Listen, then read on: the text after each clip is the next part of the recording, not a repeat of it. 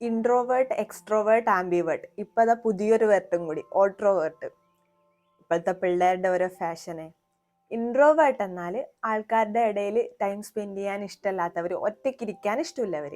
Extrovert എന്നാൽ നേരെ തിരിച്ച്, ഒറ്റയ്ക്കിരിക്കാൻ ഇഷ്ടമല്ലാത്തവർ, ആൾക്കാരുടെ കൂടെ ടൈം സ്പെൻഡ് ചെയ്യാൻ ഇഷ്ടമില്ലവർ. ആംബിവേർട്ട് എന്നാൽ ഇവിടെ എന്തും പോകൂ എന്ന് പറയുന്ന പോലെ ഒറ്റയ്ക്കിരിക്കാനും ഇഷ്ടമാണ്, ആൾക്കാരുടെ ഇടയിൽ ടൈം സ്പെൻഡ് ചെയ്യാനും ഇഷ്ടമാണ്. അപ്പം ഈ ഓട്രോവേർട്ട് എന്താ? അമേരിക്കൻ സൈക്യാട്രിസ്റ്റ് ആയ ഡോക്ടർ റാമി കമിൻസ്കിയാണ് ഈ ഓട്രോവേർട്ട് എന്നുള്ള പുതിയൊരു പേഴ്സണാലിറ്റി അദ്ദേഹത്തിന്റെ ബുക്കായ the gift of not belonging എന്നതിലൂടെ ഇൻട്രൊഡ്യൂസ് ചെയ്തത്. ഈ ഓട്രോവേർട്ടിന് ആൾക്കാരെ ഇഷ്ടമാണ്, പക്ഷെ ഗ്രൂപ്പ് ഇഷ്ടമല്ല. ഇപ്പൊ ഇവര് ഒരു ഗ്രൂപ്പ് ഓഫ് ആൾക്കാരുടെ കൂടെ ഇരിക്കുന്നെന്ന് വിചാരിച്ചോ. ആ ടൈമിൽ ഇവർ ആ ഗ്രൂപ്പിൽ ഉണ്ടെങ്കിലും ഇവർക്ക് സ്വയം ഇവരൊരു ഔട്ട്സൈഡറായിട്ട് അല്ലെങ്കിൽ പുറത്ത് നിന്നുള്ള ഒരാളായിട്ടായിരിക്കും ഇവർക്ക് ഫീൽ ചെയ്യുന്നത്.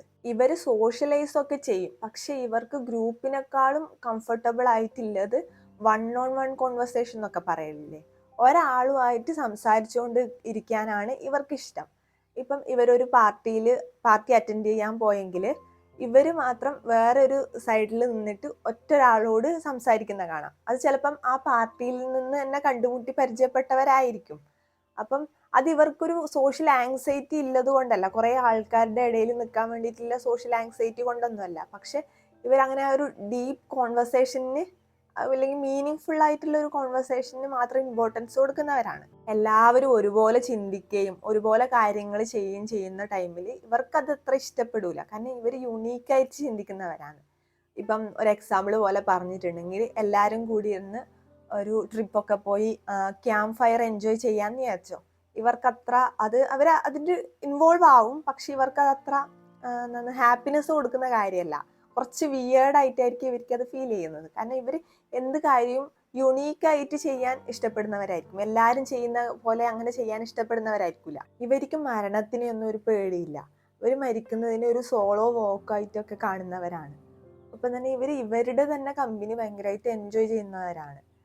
എന്നാൽ ഇവർ മറ്റുള്ളവരുമായിട്ട് സംസാരിക്കുന്നത്, അതായത് സോഷ്യൽ ഇൻട്രാക്ഷൻ ഒന്നും ഇഷ്ടപ്പെടാത്തവരും അല്ല, അതും ഇവർക്ക് ഇഷ്ടമാണ്. ഞാൻ നേരത്തെ പറഞ്ഞ പോലെ ഇവർക്കൊരു ഗ്രൂപ്പിലെ കുറേ ആൾക്കാരുമായിട്ട് സംസാരിക്കാൻ മാത്രമേ വലിയ താല്പര്യമില്ലാത്തതുള്ളൂ. അതായത് ഒരു ഗ്രൂപ്പിൽ കുറേ ആൾക്കാർ ഇരുന്നിട്ട് വെറുതെ സംസാരിക്കുന്നതായിരിക്കും, ഒരു കാര്യമില്ലാണ്ട്. അതുകൊണ്ടാണ് ഇവർക്കത് ഇൻട്രസ്റ്റ് ഇല്ലാത്തത്.